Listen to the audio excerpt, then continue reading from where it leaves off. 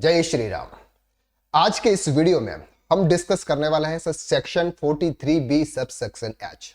ये सेक्शन क्या है, ये सेक्शन किसके लिए एप्लीकेबल है, अगर ये सेक्शन अगर हम कंडीशंस को अप्लाई नहीं करते हैं तो हमें क्या करना होगा, ये सब कुछ आज हम इस वीडियो के अंदर डिटेल में कवर करने वाला है। सबसे पहले हम बात करते हैं कि ये सेक्शन है क्या चीज।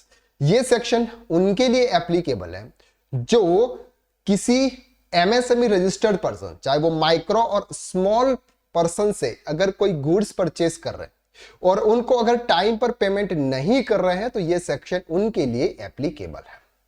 अब यहां पर हम बात करते हैं explore the implication of section 43B subsection H of the income tax act. और ये जो सेक्शन है ये इनकम टैक्स एक्ट के लिए एप्लीकेबल है। A crucial amendment aiming to ensure timely payment to micro or small enterprises MSME effective from 1st April 2023। Sir ये जो सेक्शन है ये सेक्शन 1st अप्रैल 2023 से एप्लीकेबल है। This section impose disallowances for delay payment impacting the taxable income of the assessee. यानी कि जिस micro या फिर स्मॉल एंटरप्राइजेस जो कि एमएसएमई के अंदर रजिस्टर्ड है उनसे अगर आपने गुड्स परचेज किया, आपने सही टाइम पर अगर उनको पेमेंट नहीं किया तो ये एक्सपेंसेस या ये जो परचेज का अमाउंट है ये अमाउंट आपका डिसअलाउ हो जाएगा और ये आपके इनकम के अंदर ऐड हो जाएगा। अब आपको वहां पर ज्यादा टैक्स पे करना पड़ेगा। Okay, this clause is applicable on all type of purchase made from enterprises which has been registered under the MSME act. यानी कि उनसे जो एमएसएमई एक्ट के अंदर रजिस्टर्ड है, कौन, जिनसे आप गुड्स परचेज कर रहे हैं यानी कि आपके suppliers. This clause is applicable on micro और स्मॉल एंटरप्राइजेस। और ये किसके लिए है, माइक्रो और स्मॉल। अब यहां पर समझते हैं कि सर माइक्रो और स्मॉल एंटरप्राइजेस कौन है।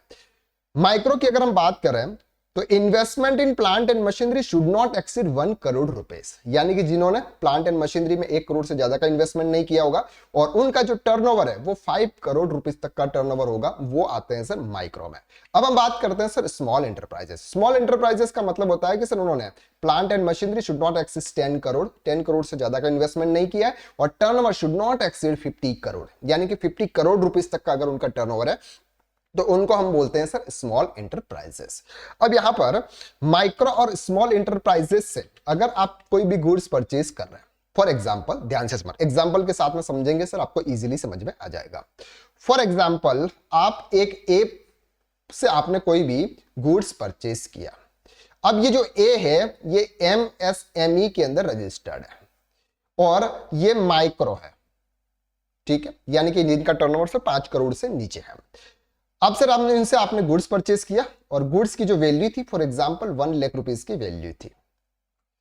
सर यहां पर अगर आप इनके साथ में अगर आपका एग्रीमेंट बना हुआ है, क्या एग्रीमेंट बना हुआ है कि आप इनको जो पेमेंट है ये आप 60 डेज के अंदर करेंगे, 75 डेज के अंदर करेंगे या फिर 90 डेज के अंदर आप पेमेंट करेंगे, ऐसा आपका है और इनके साथ में एक एग्रीमेंट बना हुआ है। लेकिन अगर हम बात करते हैं section 43B subsection H, section 43B subsection H की अगर हम यहां पर बात करते हैं तो ये एप्लीकेबल होता है अगर आप माइक्रो और स्मॉल एंटरप्राइजेस से आप गुड्स परचेज करते हैं।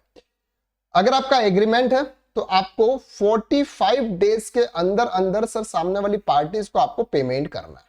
क्लियर हो गया। पहली कंडीशंस तो आपको ये है कि अगर आपका एग्रीमेंट है तो आपको 45 डेज के अंदर अंदर सामने वाली पार्टी को आपको पेमेंट करना है। दूसरी बात करते हैं कि सर अगर आपका एग्रीमेंट नहीं है तो आपको 15 डेज के अंदर आपको पेमेंट करना है। ये दो रूल्स यहां पर आपको पता होना चाहिए। क्या है सर, एक एग्रीमेंट है और दूसरा नॉन एग्रीमेंट है। एक एग्रीमेंट है तो 45 डेज के अंदर आपको पेमेंट करना है और अगर आपका एग्रीमेंट नहीं है तो आपको 15 डेज के अंदर आपको पेमेंट करना है। अब सर यहां पर बात करते हैं, फॉर एग्जांपल अगर आपने कोई पेमेंट किया, गुड्स परचेज किया फॉर एग्जांपल 25 जनवरी 2024 को। अब सर आपको 15 डेज के अंदर आपको पेमेंट करना है क्योंकि आप रजिस्टर्ड नहीं हो, सॉरी आपने उनके साथ में कोई एग्रीमेंट नहीं किया, 50 डेज के अंदर पेमेंट करना है। तो हम ये मान के चलते हैं कि सर 10 फरवरी 2024 तक आपको पेमेंट करना है। लेकिन अब यहां तक अगर आपने पेमेंट नहीं किया, 10 फरवरी 2024 तक अगर आपने पेमेंट नहीं किया तो हम ये मान के चलते हैं कि सर ये आपका जो एक्सपेंस है वो डिसअलाउड हो जाएगा। लेकिन डिसअलाउड कहां पे होता है, डिसअलाउड होता है कि सर जब आप इनकम टैक्स रिटर्न फाइल करते हैं। ध्यान से समझना इस बात को। जब आप इनकम टैक्स रिटर्न फाइल करते हैं तब आपका ये एक्सपेंसेस डिसअलाउड हो जाता है। अब सर इनका इनकम टैक्स रिटर्न आप कब फाइल करते हैं? सर फॉर एग्जांपल सितंबर 2024 में आप फाइल करोगे, सितंबर 2024 में। कौन से फाइनेंशियल ईयर का? सर फाइनेंशियल ईयर 23-24 यानी कि 31 मार्च 2024 तक का जो भी डेटा होगा उसका रिटर्न आप सितंबर में आप रिटर्न फाइल करोगे। ओके, अब सर अगर आपका यहां पर ये आपने पेमेंट नहीं किया, आपका डिसअलाउड हो गया। अब ये क्या बोलते हैं कि जब आप उसका पेमेंट करोगे तब ये आपका अलाउ हो जाएगा और आप ये एक्सपेंसेस आप अलाउ फिर से कर सकते हो। फॉर एग्जांपल यहां पर सर आपका अलाउ हो गया, लेकिन अगर आपने 31/3/2024 को आपने पेमेंट कर दिया, 31/3/2024 को आपने पेमेंट कर दिया, तो ये आपका क्या हो जाएगा? सर अलाउ हो जाएगा। अब इस बात को हम समझते हैं कि एक्चुअल में ये होगा क्या। अगर सर आपने 1 अप्रैल 2023 से किसी भी पार्टी से अगर आपने गुड्स परचेज किया, जो सामने वाली पार्टी माइक्रो या स्मॉल इंटरप्राइजेज है, उसका पेमेंट अगर आपने अभी तक नहीं किया है, तो as per income tax rules के हिसाब से सेक्शन 43B सबसेक्शन H के हिसाब से वो एक्सपेंसेस आपका डिसअलाउड है। लेकिन अगर आप उसका पेमेंट 31 मार्च 2024 से पहले पहले अगर आप कर देते हो तो ये एक्सपेंसेस आपका अलाउड हो जाएगा।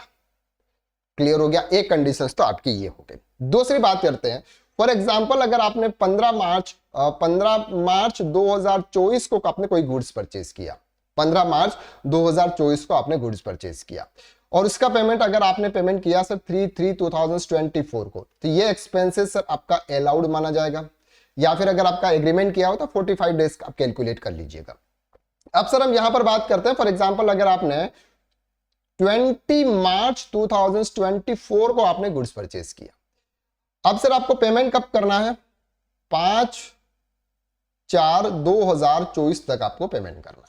5/4 यानी कि 5 अप्रैल 2024, तब जाकर सर आपके 15 दिन होते हैं। अगर आप यहां तक पेमेंट कर देते हो, यहां तक अगर आप पेमेंट कर देते हो तो ये आपका एक्सपेंसेस अलाउ माना जाएगा। लेकिन अगर इसका पेमेंट अगर आपने 6/4/2024 तक किया तो ये एक्सपेंसेस आपका डिसअलाउ माना जाएगा, क्योंकि सर आपके 15 डेज का पीरियड एक्चुअली एक तो फाइनेंशियल ईयर आपका क्लोज हो चुका है और आपका 15 डेज का पीरियड भी आपका एक्सीड हो चुका है। अब सर इसका अगर यहां पर अगर आप पेमेंट करो, एक्सपेंसेस तो आपका अलाउ हो डिसअलाउ हो गया, अब आप सर यहां पर पेमेंट कर रहे हो तो अब आप ये 24-25 के फाइनेंशियल ईयर में इस एक्सपेंसेस को आप अलाउ कर सकते हो और इसका डिडक्शंस आप यहां पे ले सकते हो। क्लियर हो गया आपको ये? अब बात करते हैं कि सर ये किस तरह से एप्लीकेबल होता है। फॉर एग्जाम्पल आपकी इनकम है सर आफ्टर आपकी जो इनकम है यानी कि ऑल एक्सपेंसेस माइनस करने के बाद, फॉर एग्जाम्पल आपकी इनकम है 5 लाख रुपीज, ठीक है, 5 लाख रुपीज आपकी टोटल इनकम नेट प्रॉफिट हो गया। अब आपने सर एक पार्टी को पेमेंट था 1 लाख का, सर आपने गुड्स परचेज किया था जिसका पेमेंट आपने ड्यू डेट तक आपने नहीं किया, ड्यू डेट तक आपने पेमेंट नहीं किया, तो ये आपका क्या हो गया सर? डिसअलाउड हो गया। अब ये डिसअलाउड हो गया, इसका मतलब क्या हो गया? वापस 1 लाख रुपए आपके यहां पर ऐड हो गए और 6 लाख रुपए का आपको टैक्स पे करना पड़ेगा। सो ये सब कहां होता है? ये सब आप जब इनकम टैक्स का कंप्यूटेशन बनाते हैं, हम इनकम टैक्स का जब कंप्यूटेशन बनाते हैं वहां पर ये डिसअलाउड होता है। एक्चुअली अगर आपकी नेट प्रॉफिट और आपका सब कुछ अगर हम देखेंगे तो आपका सेम रहेगा, सब कुछ अगर आपका देखेंगे तो सेम रहेगा, लेकिन जब हम पीसीबीपी का कंप्यूटेशन बनाते हैं इनकम टैक्स का, वहां पर आपका डिसअलाउ हो जाता है।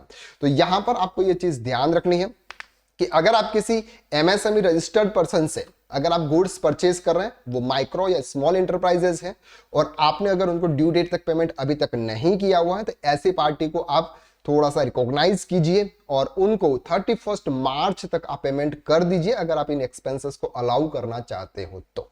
अदरवाइज सर आपके एक्सपेंसेस डिसअलाउ हो जाएंगे, आपको ज्यादा टैक्स पे करना पड़ेगा।